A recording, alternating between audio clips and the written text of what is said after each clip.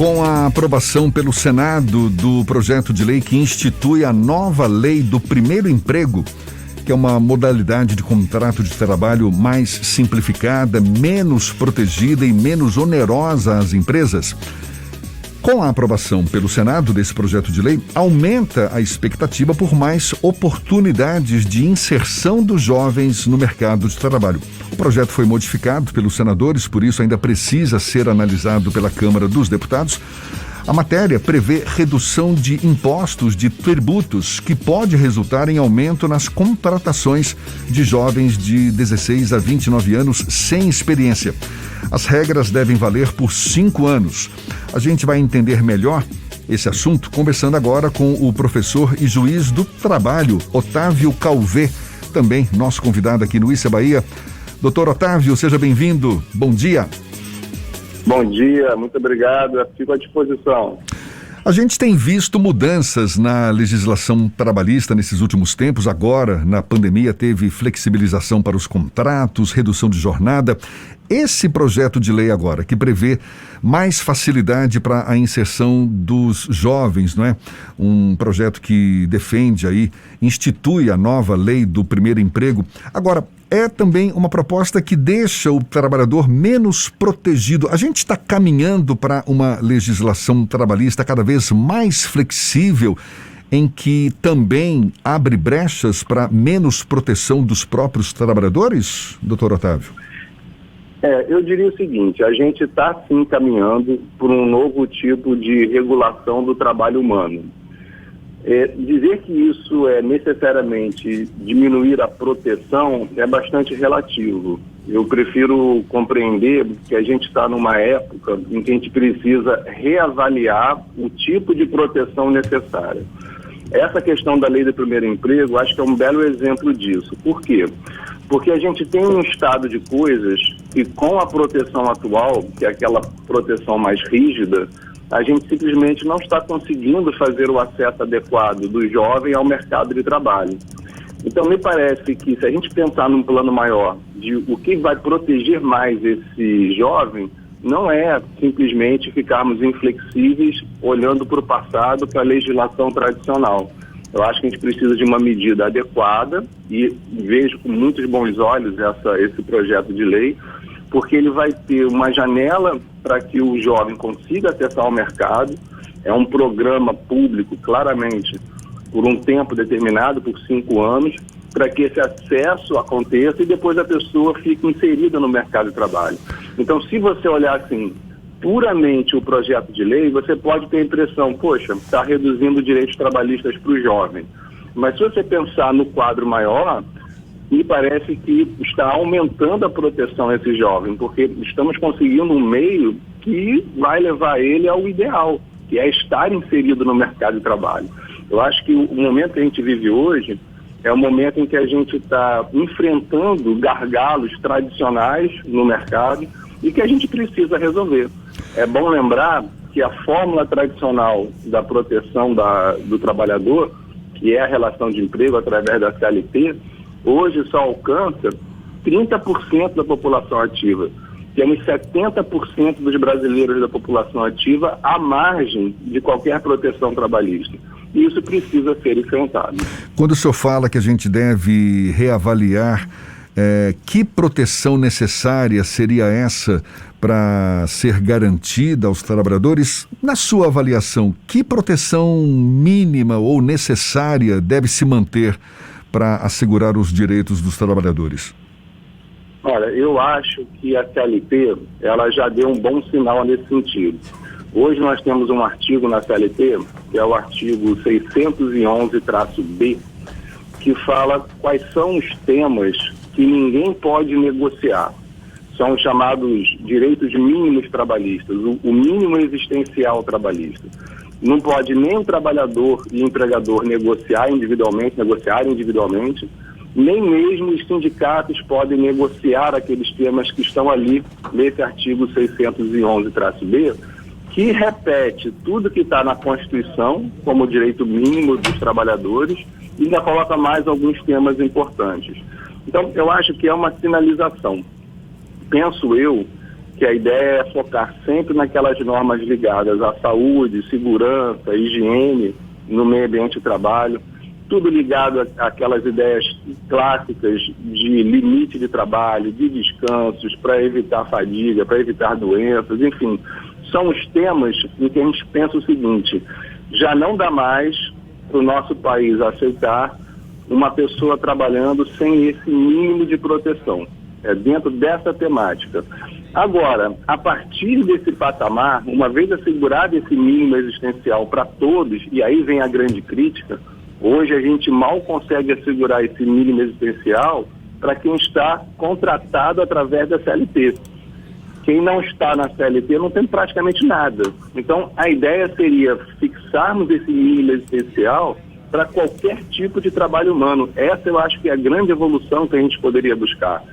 Hoje a gente está vivenciando uma época em que as novas formas de trabalhar através do incremento de tecnologia, principalmente essas plataformas digitais de trabalho, né, tipo Uber, 99, por aí vai, que é uma verdadeira nova revolução dentro do direito do trabalho, porque assim, a gente não tem muito como encaixar esse novo fenômeno naquilo que já existe. Enquanto a gente fica debatendo se a gente deve ou não aplicar CLT para todo mundo, o fato é, as pessoas estão desprotegidas. Você vê hoje um trabalhador fazendo entregas de bicicleta, sem capacete, sem proteção, sem horário, sem nada, é realmente aviltante para a nossa sociedade. A gente já está num ponto que a gente não deveria mais estar aceitando esse tipo de coisa. Então, o que para mim é assim, urgente é fecharmos essa ideia dessa pauta mínima protetiva e expandir isso para qualquer tipo de trabalho humano. O que eu tenho falado bastante é o seguinte: eu acho que a gente precisa mudar a mentalidade. Hoje, a gente vê proteção trabalhista quando configurada uma relação jurídica, que é a relação de emprego. Acho que para o futuro a gente tem que pensar o seguinte: pouco importa a roupagem dessa relação, se é uma relação de emprego, se é uma relação de autônomo, se é uma relação de trabalho em plataformas, o que importa é a gente proteger o ser humano. Então, me parece que esse salto que a gente precisa dar, uma vez configurado que você é um ser humano trabalhador, que gasta a sua energia de trabalho, você deveria ser destinatário já de uma proteção mínima equivalente para a gente ter esse patamar civilizatório concretizado dentro do nosso país. Professor, a gente partindo para um ponto de vista até um pouco filosófico, você acredita que a sociedade brasileira está disposta a fazer essa discussão, já que, por exemplo, medidas como essa proposta pelo Congresso Nacional tem tido uma avalanche de críticas por, de alguma forma, flexibilizar alguns dos direitos mínimos para o jovem que ainda está na fase inicial da sua carreira profissional? Olha, eu acho que esse debate ele é inexorável. O máximo que a gente vai conseguir é atrasar o debate, mas eu acho que é impossível não realizá-lo. E assim, a história recente na área trabalhista mostra isso, né? Nós tivemos aí governos trabalhistas, né, liderados por pessoas que vieram do movimento sindical, e não fizemos praticamente nenhuma reforma trabalhista. Não ajeitamos a legislação, não modernizamos ela da forma que seria o melhor. E aí, na primeira janela de oportunidade política que aconteceu, na época do governo Michel Temer, veio uma reforma rápida e muito grande, né, e estrutural do direito do trabalho e do processo do trabalho. Então, acho que isso é uma sinalização. Se nós, que somos da área, não puxarmos as rédeas e aceitarmos que precisamos debater e fazer as modificações necessárias para enfrentar essas novas realidades, em algum momento vai acontecer o mesmo que ocorreu em 2017. Nós seremos atropelados por mudanças que talvez não tenham sido as melhores, ou talvez não tenham sido as mais fáceis para a sociedade, as mais harmônicas para a sociedade. Então, eu vejo dessa forma. Eu acho que a gente tem essa lição recente do passado, e que se a gente não abrir, se a gente não discutir, se a gente não dialogar, a gente vai acabar sendo atropelado pela realidade. Porque é o que está acontecendo hoje. A gente faz muitos debates dentro da justiça do trabalho, né, na jurisprudência, E o mundo está acontecendo à nossa volta. E as pessoas estão ficando desprotegidas. Como eu disse, 70% das pessoas hoje não têm qualquer proteção trabalhista. Essa é a realidade que a gente vive no Brasil. O senhor acredita que essa alteração, por exemplo, da nova lei do primeiro emprego, ela possibilita o que ela propõe, que é, de alguma forma, incentivar que empresas contratem jovens no início da carreira, ou ainda está num horizonte de utopia? A lei existe como uma forma para instigar isso, mas que ainda não tem um efeito prático? Não, eu acho, pelo que eu estudei do projeto de lei, eu acho que ele tem alguns pontos assim bem interessantes, né?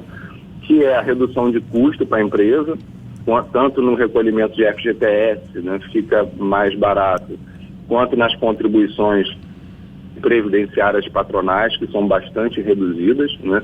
E isso eu acho que vai, de certa forma, incentivar, sim, a contratação dos jovens, né? Mas, assim,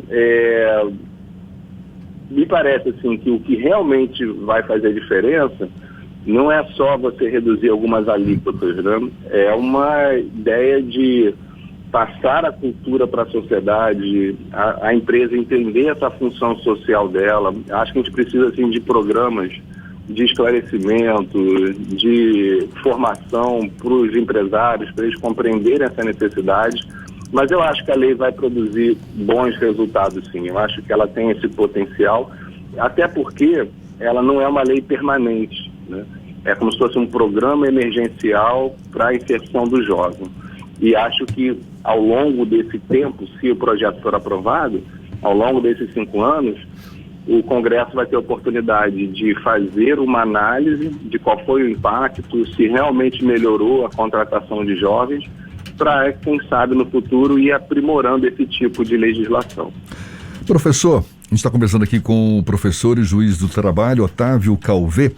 Essa flexibilização das leis trabalhistas, uma tendência que ocorre hoje aqui no Brasil, como o senhor mesmo destacou, mesmo que ainda assegure direitos básicos dos trabalhadores, o que também pode ser questionado, como o senhor também destacou.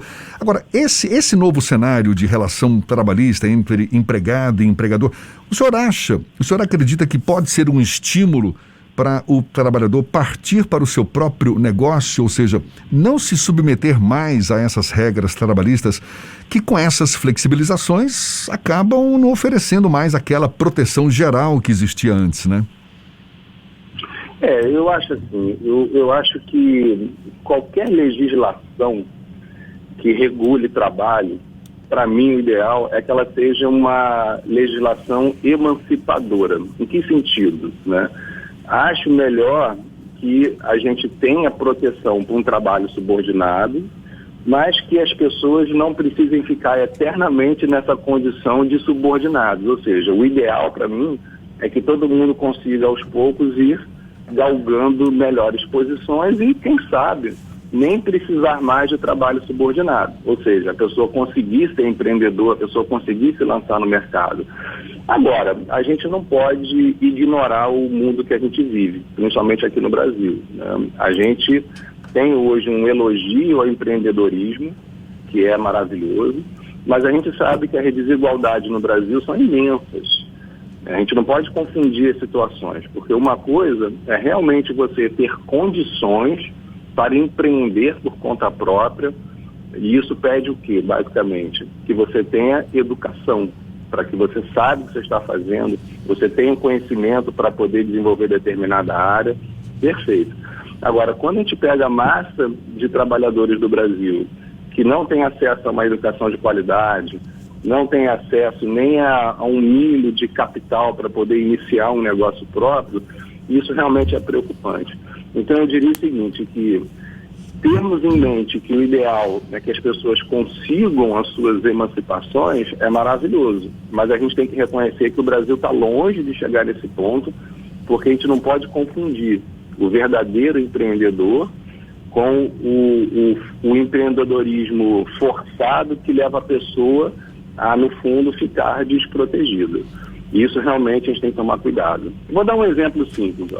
Os motoristas de Uber. você ali dentro dessa categoria, você vê situações bem diferentes.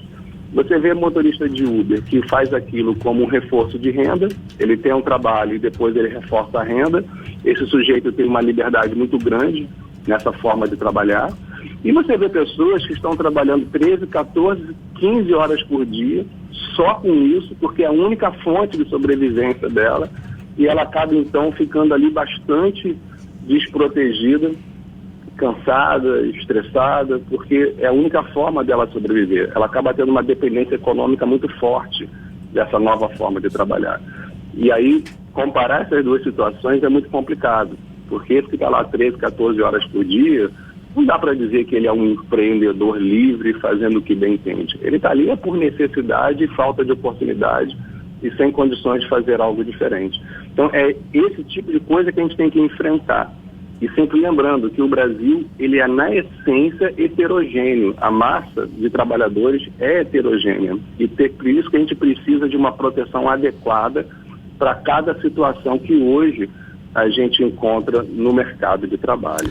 Tá certo, muito bem falado, Dr. Otávio Calvé, que é juiz do trabalho, também professor. Muito obrigado pela sua participação, pela sua disponibilidade. Um bom dia e até uma próxima. Eu que agradeço, um bom dia. Mais uma conversa que você sabe vai estar disponível logo mais na íntegra nos nossos canais no YouTube, Spotify, iTunes, Deezer e Instagram.